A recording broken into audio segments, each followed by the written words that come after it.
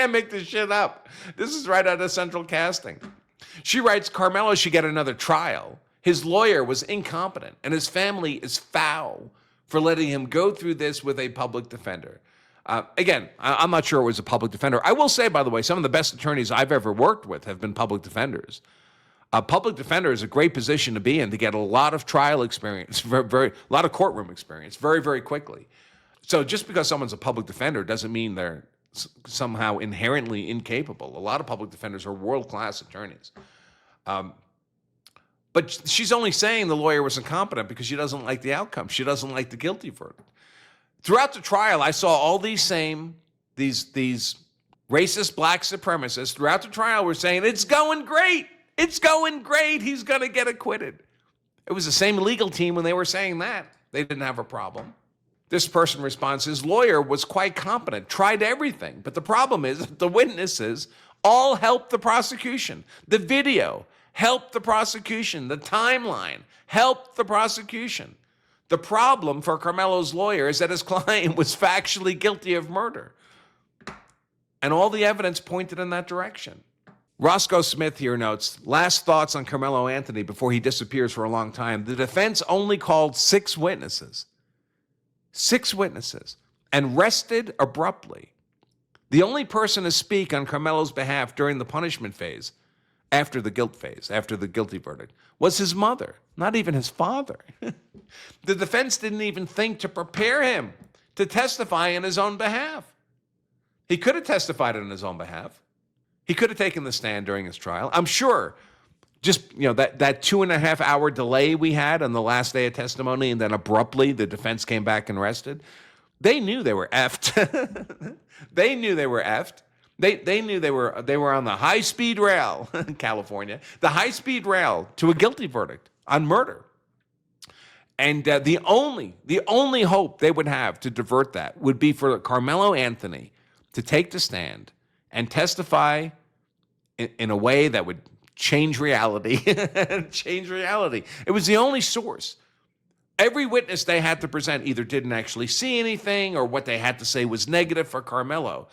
The only source for testimony that could be positive for Carmelo about the facts of the case was going to come from Carmelo. This is why I was scared. This is what I saw happening. These were my fears.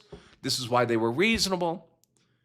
And they didn't put him on the stand. Their only hope was Carmelo. And they couldn't put him on the stand. Why? Because they didn't believe he would be able to help himself.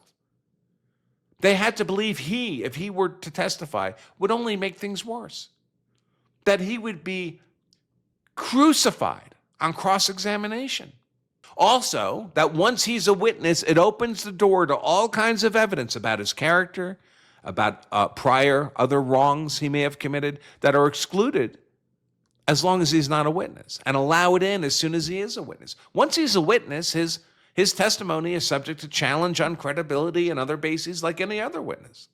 They couldn't put him on. To save himself, they couldn't put him on. Knowing that not putting him on doomed him to a conviction on murder, they still couldn't put him on.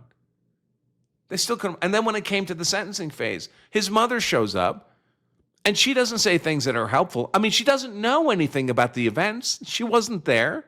She can't say, no, Austin Metcalf was reaching for a weapon. I mean, she wasn't there. But she didn't even argue in the interest of her son. She argued in her own interest. He's my firstborn. He's my son. Do it for me. I mean, it was pathetic. And his father didn't even show up, much less speak. And of course, again, Carmelo Anthony could have taken the stand and begged for mercy himself. And they couldn't afford to put him on the stand. That's how much of a demon this character is. The defense only called 6 witnesses and rested abruptly. The only person to speak on his behalf was his mother. Defense didn't even think to prepare him to testify on his own. Maybe they tried to prepare him. Can you imagine the dry runs they did back at the lawyer's office in the conference room? All right, Carmelo, you're on the witness stand. We're going to pretend we're the prosecution and subject you to cross-examination. First question. Boom. We're not doing that. We're definitely not doing that. Roscoe Smith continues, additionally, there were no teachers, no counselors, no church members, nobody willing to discuss his character in court in a positive way and plead for him to have another chance at life. Nobody could vouch that he was a really good kid and was going to be a contributing member of society someday. Nobody. I don't think his mother even said those words. He just had a bad day, a one instant of misjudgment. Please, he's normally a good kid. Nobody was available to say those words.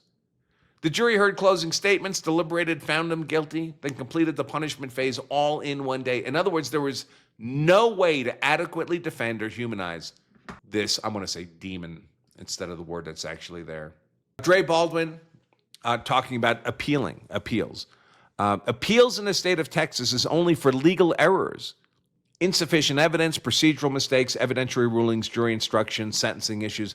An appeal is not a new trial. Yeah, I run into this all the time. Many lay people think that, if you get convicted, just appeal, as if the appeal is a second bite at the apple, a full-blown trial. You get to do it all over again. That's not what an appeal is. It's very much not that. When you're actually on trial, you're legally presumed innocent. Every inference is in your favor until a jury finds you guilty beyond a reasonable doubt. But the moment they do, which is the only reason you'd be on appeal, you're legally presumed to be guilty. You're legally presumed that the truth is as the jury verdict reflects. Every inference is against you now.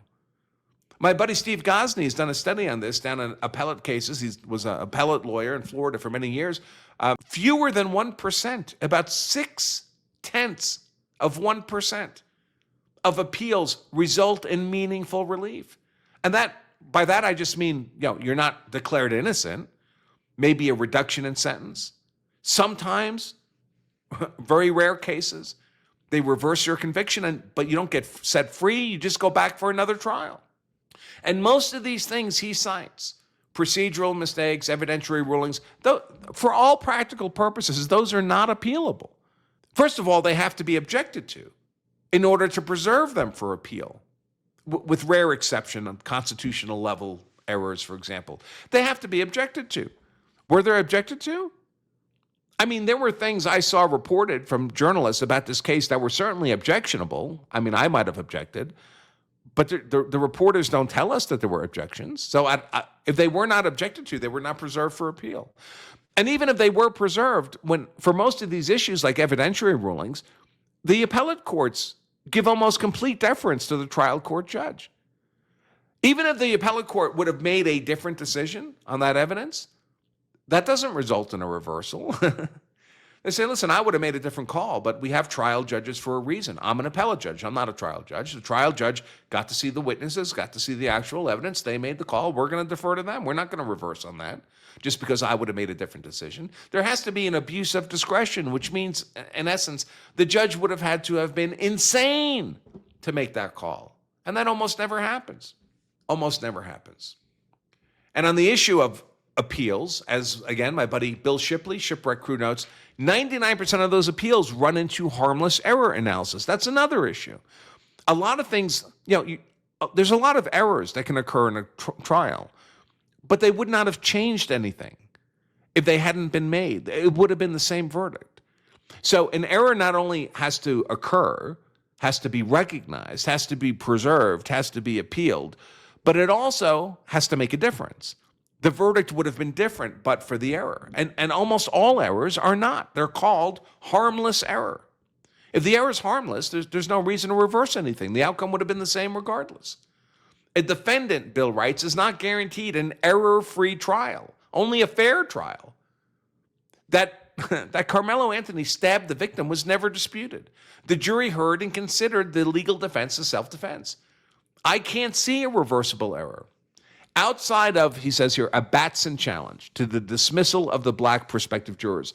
But the prosecutors would have been required by case law to give the judge non-racial justifications for why they struck those jurors. I presume they did because the judge allowed it.